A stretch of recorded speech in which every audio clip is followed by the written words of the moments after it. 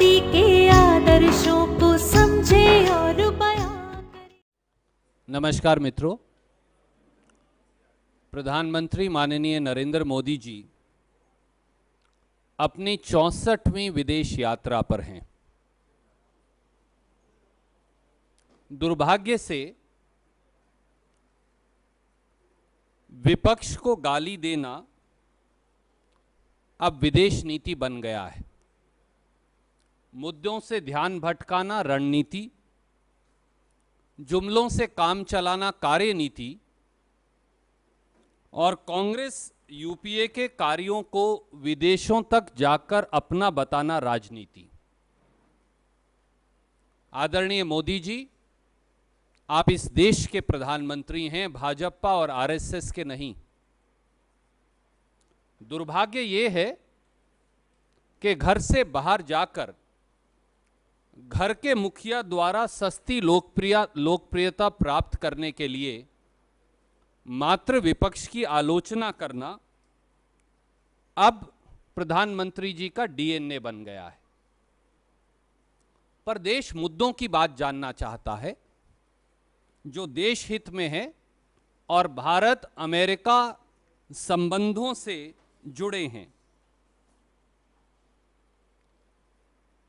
क्या सरकार और प्रधानमंत्री जी बताएंगे कि वो अपने अमेरिकन काउंटर पार्ट से, यानी अमेरिका के राष्ट्रपति से, अमेरिका की नई नीति में कम होते H1B1 वीजा की बात करेंगे, मुद्दा उठाएंगे, जिनसे लाखों आईटी प्रोफेशनल्स की जो हिंदुस्तान में हैं उनकी नौकरियां जा रही हैं और प्रमुख हिंदुस्तान की आईटी कंपनियां हजारों करोड़ रुपए का नुकसान उठा रही हैं। क्या प्रधानमंत्री मोदी जी अमेरिका के राष्ट्रपति से हिंदुस्तान की न्यूक्लियर सप्लायर्स ग्रुप की सदस्यता का मामला उठाएंगे, जिन्हें अमेरिका का एक और मित्र राष्ट्र चीन जबरन रोके बैठा है पाकिस्तान के दबाव में?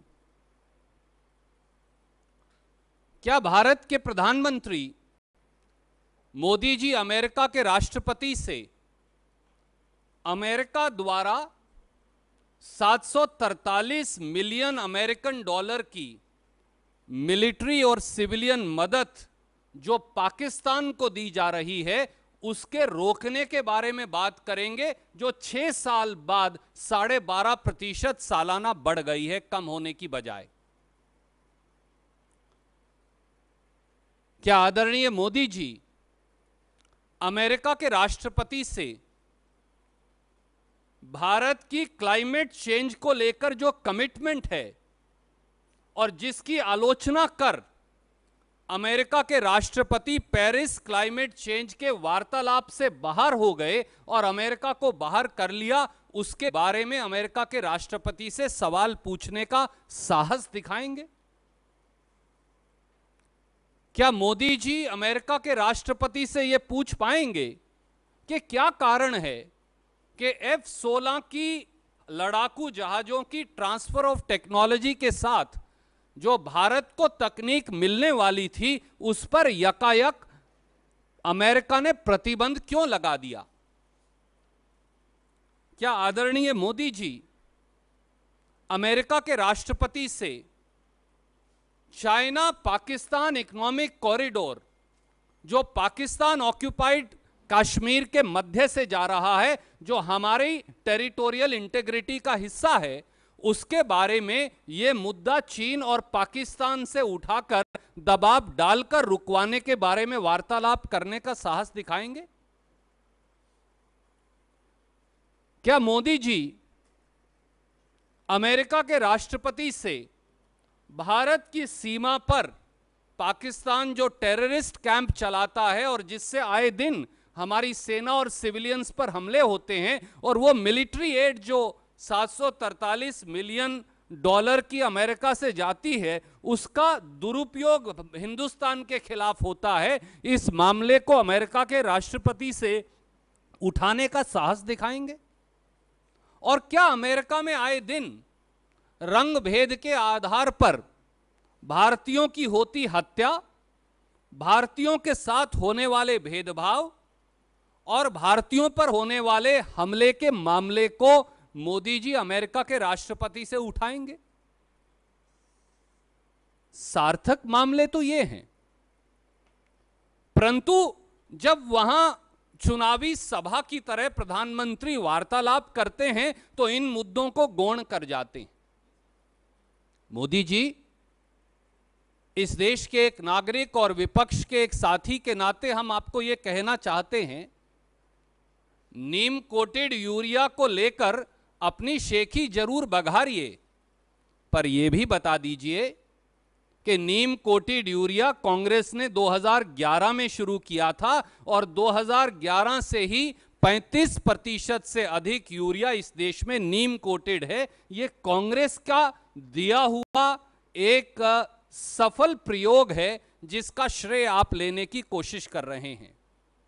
आदरणीय Modi ji, direct benefit transfer के गुणगान अवश्य करिए, पर विदेश में बैठे सीईओज और हिंदुस्तान के नागरिकों को यह भी बता दीजिए कि ये 8 जनवरी 2013 को कांग्रेस की सरकार के द्वारा शुरू की गई थी, पहले स्कॉलरशिप, फिर गैस और फिर दूसरे मदों के अंदर, जिसकी अनुपालना आपकी सरकार ने भी की। अच्छी बात है, पर श्रेय कांग्रेस को जाता है। आदरणीय मोदी जी, पिछले 3 साल की अपनी सबसे बड़ी उपलब्धि भ्रष्टाचार या नॉन स्कैम्स को जरूर गिनवा दीजिए, परंतु विदेशों में बैठे नागरिकों को यह भी बता दीजिए कि भ्रष्टाचार का पर अंकुश लगाने वाली संस्थाओं सीबीआई, ईडी, सीवीसी और लोकपाल, उनके आंख, नाक, कान और हाथ तो सब आपने बांध रखे हैं और उनका प्रयोग और दुरुपयोग केवल आप अपने विरोधियों के खिलाफ करते हैं, वो चाहे प्रेस के विरोधी हों, चाहे समाज में आपसे भिन्न विचारधारा के लोग हों या राजनीतिक दल हों। क्या यह सच नहीं मोदी जी कि हर विरोध का दबाव आप सीबीआई और ईडी की रेड और कमीशन बिठाकर हिंदुस्तान में देते हैं, जो आपकी अघोषित इमरजेंसी है समाज के हर विंग पर?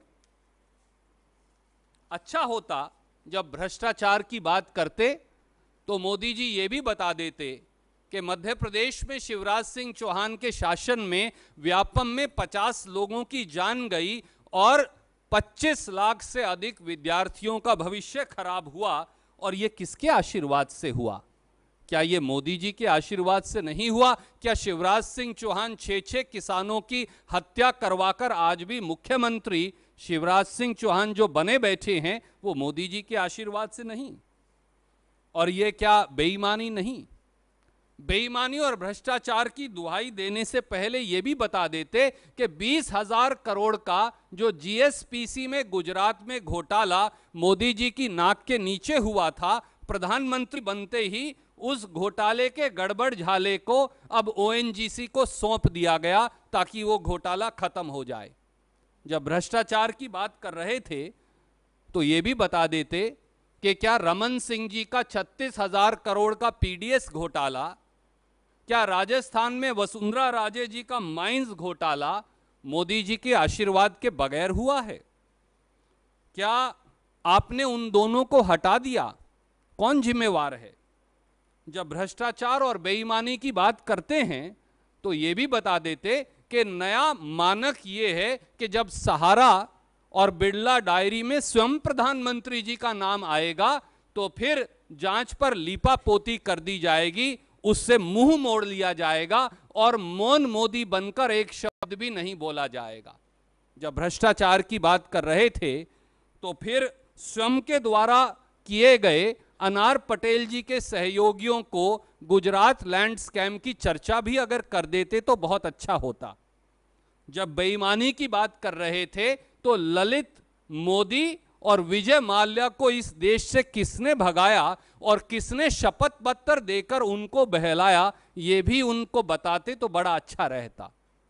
जब भ्रष्टाचार की बात कर रहे थे तो 2 लाख करोड़ के दाल घोटाले और 45,000 करोड़ के स्पेक्ट्रम रिकवरी घोटाले और अरुणाचल प्रदेश के डैम घोटाले के बारे में भी ये बताते कि क्या कार्रवाई की, किसको पकड़ा और किसको जेल भेजा, तो ये बहुत अच्छा होता। हमें आज दुख है प्रधानमंत्री जी कि आप विदेश में हैं, परंतु आपको सच का आईना और आलोचनात्मक आईना हमें दिखाना पड़ रहा है। परंतु मर्यादा का पालन दोनों तरफ से होता है, एक तरफ से नहीं। ताली भी दोनों तरफ से बजती है। सभी जानते हैं कि आपके चुनावी खर्च की जिम्मेवारी किस ईमानदारी से हजारों करोड़ रुपए से आपने उठाई और पिछले 3 सालों से आप उठाते आ रहे हैं। 3 सालों की उपलब्धियों का प्रचार और प्रसार सरकार के और पीएसयू के खजाने से आप किस प्रकार से कर रहे हैं, यह भी देश जानता है। झूठी उपलब्धि गिनाना, आंकड़ों का मायाजाल बुनना, विपक्ष के बारे में अपशब्द कहना, विपक्ष की जब वो सत्ता पक्ष में थे उपलब्धियों का गुणगान और श्रेय स्वयं ले लेना भी बेईमानी है।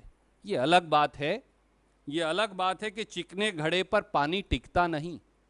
मोदी जी, इस देश के लोग ईमानदार हैं, निश्चल हैं, मेहनती हैं, काबिल हैं। थोड़े समय के लिए झूठ के कोहरे से उन्हें बहकाया जा सकता है, पर सत्य का सूर्य जब निकलता है तो इस देश के लोग संपूर्ण न्याय करते हैं, और जिस दिन वो हिसाब करते हैं वो सूद समेत वापस भी देते हैं। इस बात का ज्ञान और संज्ञान आदरणीय प्रधानमंत्री भी रखें तो अच्छा होगा।